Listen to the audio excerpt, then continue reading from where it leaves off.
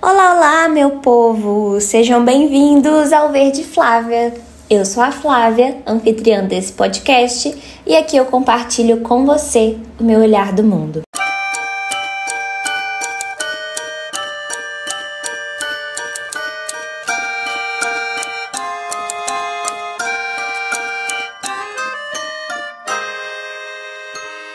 Chegamos ao último episódio da série dos elementos e para fechar com chave de ouro, hoje nós vamos falar sobre o elemento água. Nós já falamos então sobre a Mãe Terra, o Pai Fogo, o ar como a razão e hoje a gente vai falar da água como a emoção. Sempre me intrigou como a água é considerado o elemento das emoções em tantas culturas ao redor do mundo. É algo meio fascinante quando você para pensar nisso, como a água pode ser tão parecida com as nossas próprias emoções. Pensa comigo, a água é super maleável, né? Ela pode ser calma e suave, como um lago tranquilo em um dia ensolarado, como ela também pode se tornar uma tempestade furiosa, agitada e turbulenta. E isso não é tão parecido com as nossas próprias emoções? A gente pode mudar de repente também, né? Saindo de um momento de euforia para raiva em questão de segundos. E se a gente aprofundar ainda mais, a água ela tem esse poder de purificação, né? De limpar as coisas. Pensa nas nossas lágrimas. Quando a gente chora, não parece que a gente está, nos libertando de uma carga emocional? Como se a gente estivesse nos purificando de sentimentos negativos. E depois desse desabafo, a gente acaba se sentindo mais leve, mais renovado. Assim como a água que flui e se renova constantemente. E a gente não pode esquecer da profundidade da água, né? A gente falou sobre se aprofundar e a gente está falando justamente sobre isso. A água, o elemento mesmo, não a questão simbólica correlacionada às emoções. A água esconde mistérios nas suas profundezas. As nossas emoções também podem esconder camadas e camadas de sentimentos que nem sempre vêm à superfície. E é como se houvesse toda uma complexidade ali, algo que só conhecemos de verdade quando a gente se permite mergulhar a fundo. E uma curiosidade sobre a água, uma coisa que eu acho muito legal e eu sempre falo assim nas minhas conversas com os meus amigos, é que enquanto muitas áreas do universo não só foram descobertas, como estão sendo mapeadas e estudadas em grande detalhe, uma grande parte do fundo dos oceanos permanece inexplorada e desconhecida. Estima-se que menos de 20% do fundo do oceano tenha sido mapeado com detalhes semelhantes aos do mapeamento do espaço. Então imagina você que as nossas emoções, né, as emoções que a gente conhece em nós mesmos, também podem ser só a pontinha desse iceberg. Existem alguns ditames populares que reforçam o quão desconhecidas são as nossas emoções para nós mesmos. E uma bem clichê relacionada a isso é aquela que fala: não sabemos o quão fortes somos até que a nossa única saída é ser forte. E aqui eu nem vou adentrar nos poderes que algumas mães relatam de terem em momentos em que os seus filhos estão em perigo e elas fazem e fizeram coisas impensáveis, coisas que elas nem julgavam ter capacidade. Ou uma mãe que vê um filho afogando e a mãe não sabe nadar e ela entra e nada e salva o filho, às vezes em lugares com correnteza. E às vezes ela se salva também, às vezes ela não consegue, acaba ela, indo no lugar da criança, porque depois que ela salva a criança é como se ela desaprendesse aquele poder que foi, descoberto ali, que ela sabia assim nadar. Então assim, a água, ela é realmente, assim como as nossas emoções, muito, muito desconhecida. O que, pensando nisso, a gente ainda pode falar sobre essa flexibilidade que a água tem, que é incrível. Porque ela se adapta a qualquer recipiente. Ela assume diferentes formas, ela se molda conforme o ambiente. E as nossas emoções? Elas também são assim, não são? Elas se adaptam às circunstâncias, se moldam às nossas experiências e no fim das contas, elas acabam nos tornando quem nós somos. E é muito louco como a água, tão presente nas nossas vidas, pode ter tantas semelhanças com as nossas próprias emoções.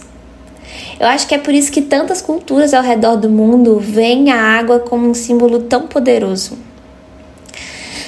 A água é então a emoção. Isso porque, assim como a emoção, a água trabalha com sentimentos e sensações. E a água, assim como os nossos sentimentos, ela escorre pelos dedos se a gente não tiver um recipiente para poder conter ela. Eita, dei uma travada. Mas é isso, para a gente transportar a água de um local para o outro, é necessário que a gente dê a ela uma forma adequada, né? Se a gente estiver falando da água, elemento, a gente está falando de um jarro, um cálice, um vaso. Mas se a gente estiver falando da água, no sentido simbólico desse elemento, a gente pode ter um recipiente enquanto uma poesia, um texto, uma melodia de música. Falando em melodia de música, a gente pode usar a letra de uma música e a sua melodia para comparar o elemento ar com o elemento água. Quer ver? Olha só. Se eu te der uma música para você ouvir e cantar, você só vai saber cantar se você conhecer a linguagem utilizada, se você conhecer o idioma. Se você não fala coreano e eu te dou um K-pop para você ouvir, você pode até entender, olha, essa música parece romântica, essa música parece triste, essa música parece alegre, mas você não vai fazer a menor ideia do que a letra da música está dizendo. A letra, para ser compreendida, precisa que a pessoa que escute conheça a linguagem utilizada. A gente não consegue entender coreano se a gente não tiver estudado coreano. Mas a melodia, diferentemente, não depende desse conhecimento racional para ser compreendida. Uma melodia triste é internacionalmente reconhecida, assim como uma melodia alegre pode ser sentida por qualquer um, em qualquer lugar do mundo. Uma ópera, por exemplo, pode provocar desde risada a choro e um mix de emoções, ainda que a gente não entenda uma só palavra do que o cantor está cantando, né? Do que a obra ali está dizendo. A sensação emocional para a qual a música nos remete está intimamente ligada ao elemento da água. O amor é um sentimento universal. Todo mundo sabe o que é uma manifestação de amor, ainda que esteja num idioma completamente desconhecido, de um dialeto específico de um determinado grupo escondido lá na África. Na história das mitologias, a correlação mais antiga que existe com a água é a história do dilúvio universal. E a gente vai entrar um pouquinho aqui nessa questão, porque eu acho isso muito fantástico. Ao contrário do que muita gente acredita, o dilúvio não é exclusividade bíblica, embora Noé seja o personagem mais famoso de todas as histórias sobre dilúvio. Mas praticamente todas as mitologias do planeta possuem histórias de um dilúvio. Embora os mitos narrem um dilúvio universal, o que já foi provado pela ciência é que há evidências geológicas e paleontológicas que sugerem que inundações locais e regionais ocorreram em várias partes do mundo em diferentes momentos da história da Terra. Por exemplo, existem eventos como a inundação do Mar Negro, que ocorreu por volta de 5.600 a.C., ou a inundação do rio Mississippi nos Estados Unidos, que também é uma inundação muito antiga. E esses são só alguns exemplos de inundações significativas que podem ter influenciado mitos de histórias sobre o dilúvio. Existem esses registros que são históricos, como por exemplo a inundação do Mar Negro, mas existem também muitos e muitos relatos mitológicos de inundações catastróficas que podem ter contribuído para a destruição de cidades antigas. E alguns exemplos foi, como eu citei, a inundação do Mar Negro, onde a gente tem evidências científicas de que o Mar Negro experimentou uma grande inundação há milhares de anos, possivelmente causada pelo aumento rápido do nível do mar após a última era glacial. E essa inundação ela pode ter influenciado várias narrativas de dilúvio em várias culturas da região. A gente também tem a lenda do dilúvio de Deucalião e Pirra, na mitologia grega, que é frequentemente associada a uma grande inundação que teria ocorrido na região ali do Mediterrâneo Oriental. Existe também o Vale do Indo, que é uma das primeiras civilizações urbanas que relata ter sido afetado por inundações periódicas ao longo da sua história.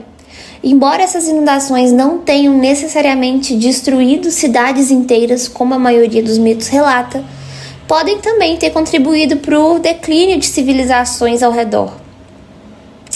Existe uma epopeia de uma antiga obra literária que vai descrever também a inundação que destruiu a cidade de Churupaque. Embora seja um mito, pode ter sido inspirado também por eventos reais de inundações ali da região da Mesopotâmia. Na mitologia africana, existem várias narrativas de dilúvio. Várias. Embora essas histórias possam variar de região para região e ter algumas diferenças ali entre grupos étnicos e culturais, muitas culturas africanas têm mitos e lendas que vão descrever esses eventos catastróficos de inundação que afetaram suas terras ancestrais. A gente tem alguns exemplos, por exemplo, a narrativa ali na África Ocidental, como entre os Yorubás e os Ewés, há um mito de dilúvio, onde eles vão descrever a destruição da terra por água e como certos heróis ou divindades conseguiram sobreviver e repovoar a terra depois que as águas recuaram. Muito parecido com o mito bíblico da Arca de Noé. A gente também tem uma narrativa ali na África Central, entre os povos do Congo. Tem histórias de um grande dilúvio que inundou a terra e obrigou as pessoas a fugirem para as colinas para escapar da inundação. Essas histórias são frequentemente transmitidas oralmente de geração em geração e vão passando, de um povo para o outro. E é aquela coisa, gente? Quem conta um conto, aumenta um ponto. Então é muito normal que existam muitas diferenças entre as narrativas do dilúvio, principalmente entre as mitologias africanas, já que a África é um continente, onde a gente tem muitos povos com muitos dialetos diferentes e muito perto um do outro. Então isso faz com que as histórias elas acabem ganhando uma diversidade muito grande. Existe ainda uma outra mitologia africana sobre Olokun e Olorum. Então existe essa mitologia de que Olorum encarregou Obatalá de criar a terra sobre as águas primordiais de Olokun. E aí, certa vez, Olokun invade a terra para reassumir seu território perdido e, consequentemente, destruir a humanidade, demonstrando seu poder através de um grande dilúvio. Só que Olorum salva parte da humanidade, lançando uma corrente para os homens subirem. Então, assim, várias e várias histórias. Mas não para por aí, não.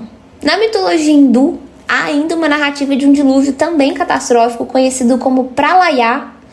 Pralayá, eu acho que é isso, gente. E esse dilúvio é mencionado em várias escrituras hindu, especialmente nos textos mais épicos, como Mahabharata e o Puranas. De acordo com essas escrituras, o Pralayá é um evento cíclico que ocorre no final de cada era cósmica, conhecido como Yuga. O Pralayá, então, é descrito como uma inundação massiva que engole toda a Terra, destruindo quase toda a vida.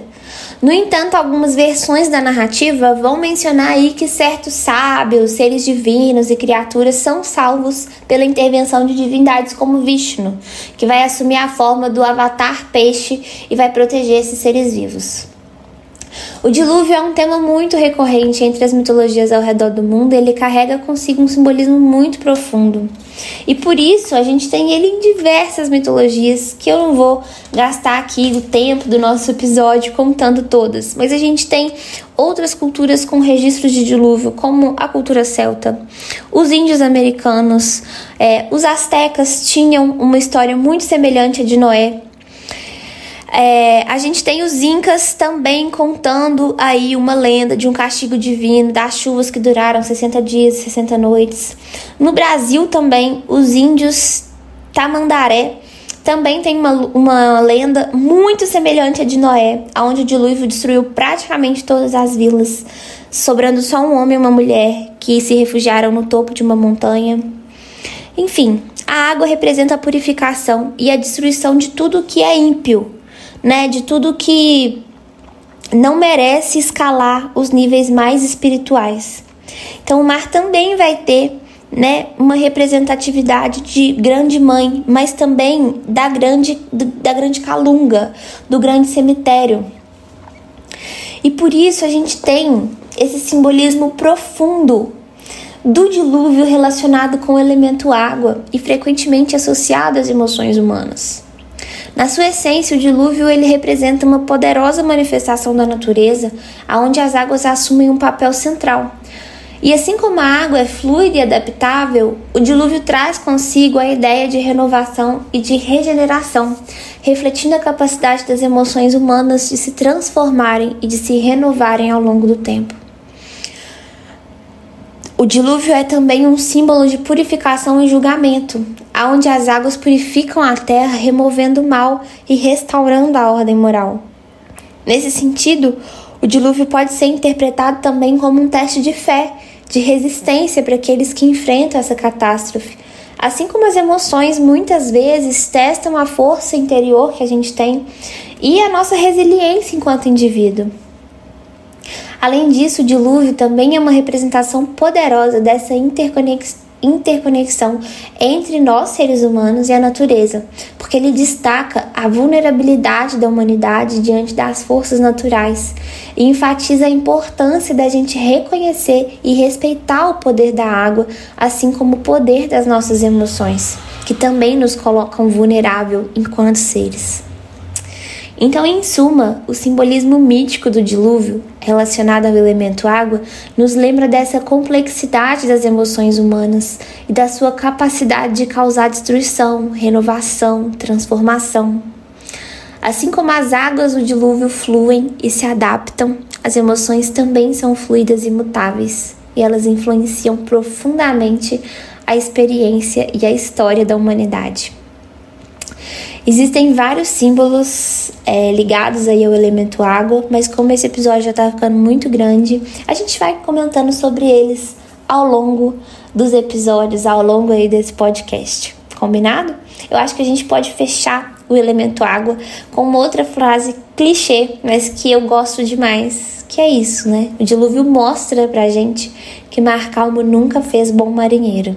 E é por isso que a gente enfrenta tantos dragões simbólicos no mundo aí das nossas emoções, para que a gente vá se lapidando, né? Que essas águas das emoções humanas vão nos transformando de pedra bruta em pedra polida, passando tanto por nós, até que a gente se purifique, né? E torne aí um diamante, uma pedra mais bonita, mais lisinha, mais bem feita, mais moldada do que aquela pedra que a gente nasce.